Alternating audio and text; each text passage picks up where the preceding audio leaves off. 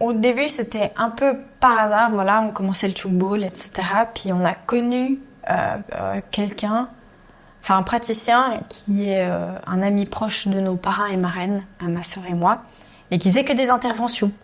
Puis nous, genre, ça s'appelle l'ostéopathie. Ok. Moi, tout ce que je retenais, c'est qu'à la fin, je pouvais marcher. J'avais plus mal au dos.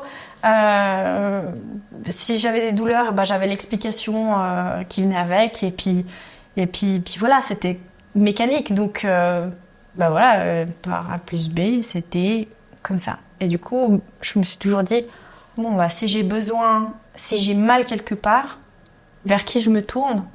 Pas mon médecin généraliste, parce que pas me prescrire des antidouleurs, elle va pas forcément pouvoir faire plus pour moi.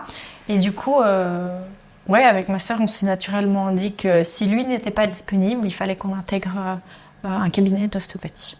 Et c'est venu, ma sœur qui a eu plusieurs bobos, elle a connu plein de physios qui nous ont recommandé aussi cet endroit. Et il y a une des praticiennes ici qui est l'amie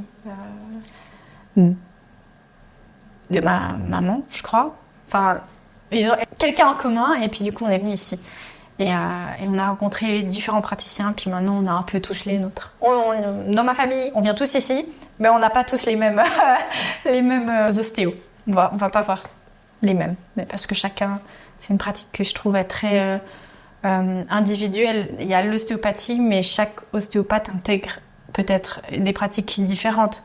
Par exemple, il y en a une qui pratique aussi la médecine chinoise, en plus de l'ostéopathie. Elles sont complémentaires. Et après, il suffit de trouver le praticien qui te convient le mieux.